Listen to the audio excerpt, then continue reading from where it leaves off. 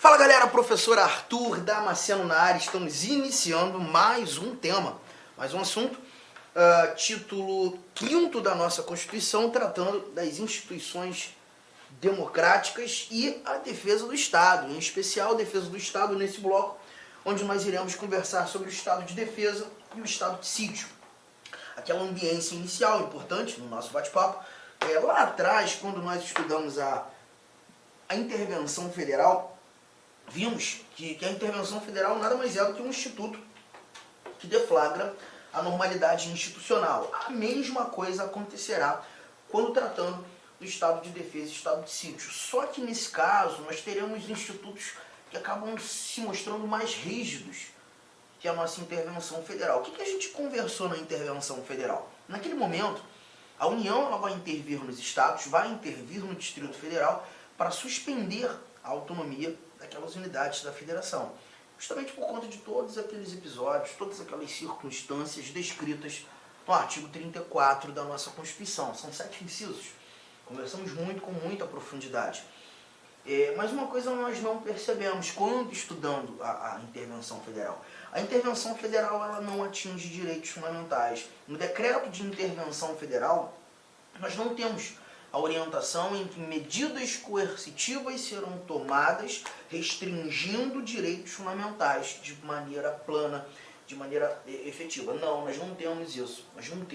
É óbvio que ponderações, e ponderações acontecem a qualquer momento, né? Elas podem fazer com que determinados direitos sofram eventuais restrições para que outros direitos tenham a sua efetiva aplicação.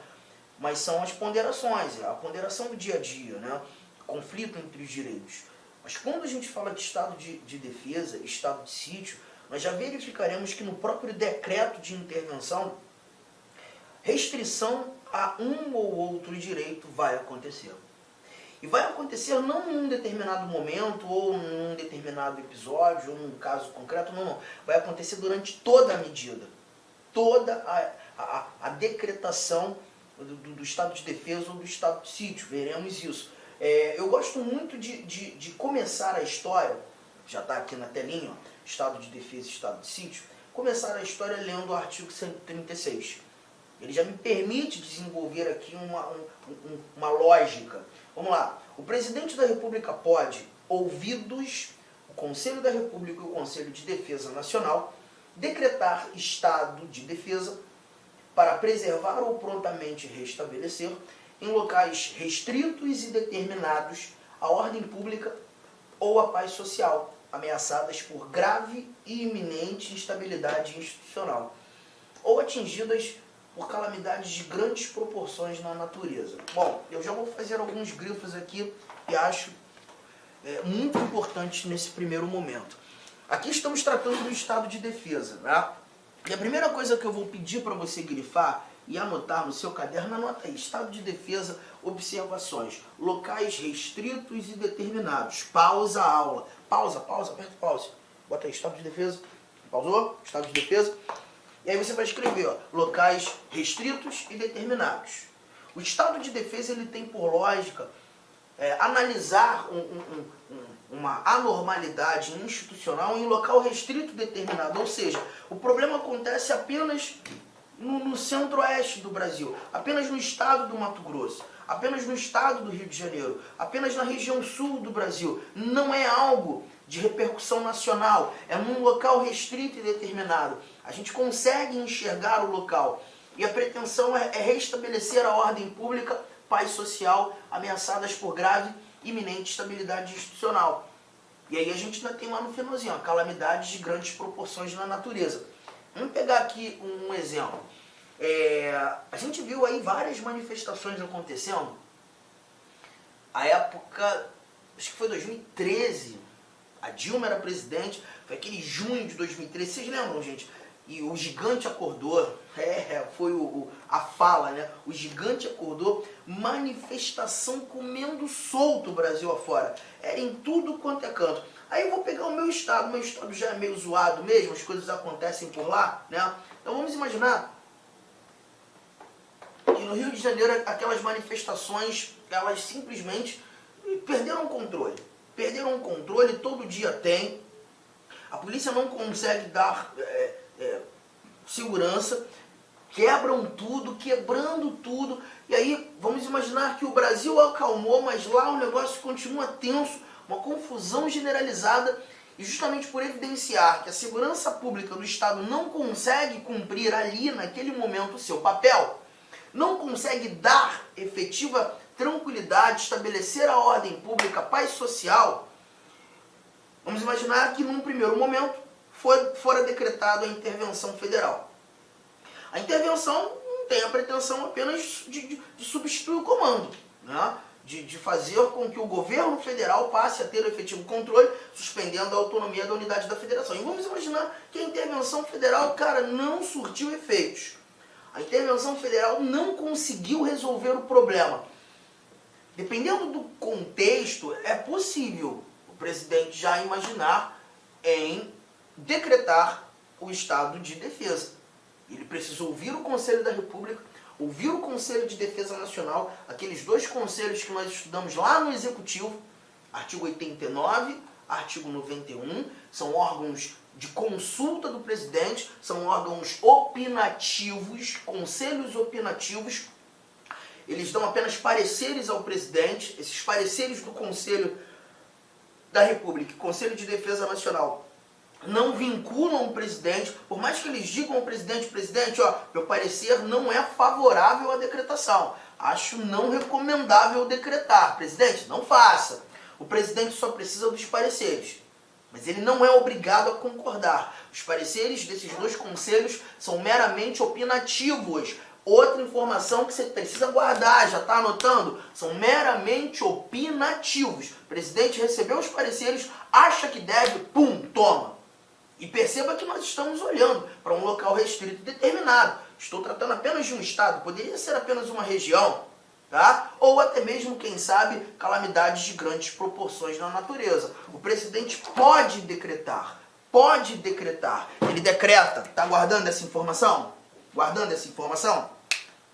Mas aí qual seria a diferença do estado de defesa para a intervenção federal que veio antes? Pois é, o parágrafo 1º ele começa a nos mostrar. Olha o que o parágrafo 1º desse artigo 136 nos apresenta. Diz o seguinte, ó: o decreto que instituir o estado de defesa determinará o tempo de sua duração, decreto de intervenção também, especificará as áreas a serem abrangidas e indicará os termos e limites da lei. Aqui, gente, ó, as medidas coercitivas a vigorarem dentre as seguintes. Então a gente está percebendo que o estado de defesa, diferentemente da intervenção federal, nós teremos medidas coercitivas que vão vigorar, direitos fundamentais que sofrerão restrições e serão apresentados no próprio decreto. Quais, Arthur? Bora lá. Olha aqui, o primeiro para mim é muito bom, muito interessante, inclusive o exemplo que eu escolhi para desenvolver esse nosso pensamento. Restrições aos direitos de letra A. Reunião. Gente, reunião, ainda que exercida no seio das associações. Muito razoável, porque, perceba, gente, no meu exemplo, o Rio de Janeiro perdeu o controle. As manifestações estão quebrando tudo. A segurança não mais existe. A ordem pública se perdeu. A paz social nem chega perto daquilo. Já mudamos de controle. O governo federal já decretou a intervenção, mas foi trocar 6 por meia dúzia. Então a primeira coisa que a gente precisa pensar num cenário alucinante como esse, gente, é restringir a reunião. Manifestação não vai rolar. Justamente para evitar o calor, gente. Manifestação inflama. E a gente não pode ter. Arthur, mas se porventura rolar, ainda que haja ali a restrição ao direito de reunião, o que acontece? Prisão. Prisão. Não vai acontecer. Enquanto durar a medida, não vai acontecer. É muito normal em sala de aula um ou outro levantar o braço e falar assim, caramba, mas isso aí é uma ditadura, né? Nesse caso não, gente. É uma medida absolutamente excepcional. O chato é que quando leio reunião, ainda que exercida no seio das associações, A gente leva em consideração que até aquele teu culto, a tua missa de domingo, infelizmente, você que se acostumou, mas já estava sentindo falta do presencial, vai ter que voltar a assistir pela internet. Porque as reuniões, ainda que exercidas no seio das associações, elas também sofrerão restrições. Tem mais coisa, Arthur? Tem aqui, ó. Sigilo da correspondência. E já leio a letra C. Sigilo da comunicação telegráfica e telefônica. Então a gente está tratando aqui daquilo que nós retiramos do artigo 12, melhor, do artigo 5º, inciso 12.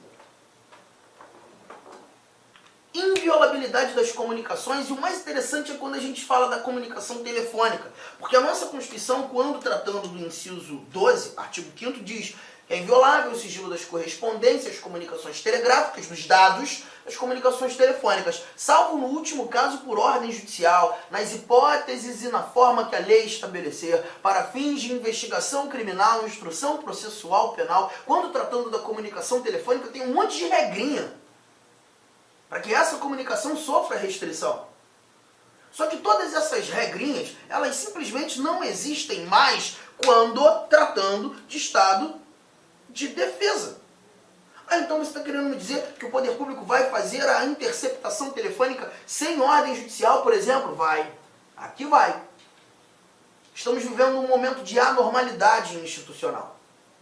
Aqui vai. Inciso 2º, aí já muda um pouco, porque olha só o que você vai ver. Ocupação e uso temporário de bens e serviços públicos, na hipótese de calamidades públicas, respondendo à União pelos danos e custos decorrentes. Então aqui você tem o que a gente costuma verificar já necessário, quando inclusive de calamidades que nem determinam ali, ou nem demonstram ali a necessidade de uma decretação de estado de defesa. A requisição administrativa, o poder público tem que usar bem... Olá, meus amigos. Inicialmente eu quero pedir licença para vocês, pois interrompi a sua aula. Mas essa aula do YouTube é uma aula demonstrativa para você conhecer aí a nossa estrutura, os nossos professores e os nossos cursos. Eu sou o professor Lac, especialista em concursos públicos. Somente em 2022 eu fui aprovado em 7 concursos públicos e a minha meta é buscar 10 aprovações por ano. Eu acho que eu consigo este ano cumprir a minha meta de aprovação. E eu estou aqui para ajudar vocês. Nós aqui da Lá Concurso estamos fazendo a melhor campanha, a campanha de melhor qualidade, mais competitiva para o concurso da Secretaria Municipal de Saúde de Cuiabá. E nós temos aí vários cursos, vou apresentar para vocês rapidamente. Nós temos aqui a opção online, todos os conhecimentos básicos, item a item, sem nenhum item fora do edital, para fechar o edital. 10 parcelas de R$ 35,00, oficial técnico de administração online 10 de 45, técnico de enfermagem 10 de 50 e apoio jurídico 10 de 50. Detalhe, esses cursos nossos online não é aquele transmitido em sala de aula que o cara grava. O nosso não. O nosso é gravação em estúdio com excelente qualidade de áudio, de imagem e de iluminação, claro, também de edição. Tem presencial? Tem presencial. Professor, esse presencial é transmitido ao vivo? Sim. Ah, professor, mas adapto mais aí a metodologia de presencial. Não tem problemas. Ele é transmitido ao vivo. Nós temos aí, né? Conhecimentos gerais, todos os cargos. Tem uma promoção aqui bacana. Para quem se matricular até o dia 23/9 vai pagar 10 de R$50. Quem se matricular depois do dia 23, 10 de 75, e a turma presencial Conhecimentos Básicos, iniciando dia 4 de outubro. Tem técnico de enfermagem? Sim, temos técnico de enfermagem também. Mesma coisa, tem a promoção aí, dia 23/9, paga 10 de 70, após o dia 23/9, paga 10 de 120, e o início da turma começa no dia 4/10, né? E claro, a nossa luva de ouro aí, tá certo? O nosso produto master aqui, que é a turma VIP. Essa turma VIP tem todo um diferencial, onde eu, professor Lac, coloco toda a minha experiência e dedicação. Só de conhecimentos específicos são 15 aulas minhas. Essa turma aqui é para, cara, o cara que cumpria, o cara que assistia esse curso, participar, cara, eu tenho muita confiança e muita certeza que ele vai sair muito bem e ele vai ter todas as condições de ser aprovado. Beleza, pessoal? Então você quer uma chamadazinha aí, tem aqui embaixo tem um link para você falar diretamente com o nosso atendente. Qualquer coisa, você vai no nosso Instagram. Quem responde o direct do Instagram sou eu, faço isso pessoalmente, porque é um canal de comunicação que eu abri, que eu exerço diretamente com os nossos alunos. Valeu, meus amigos. Então vem estudar conosco.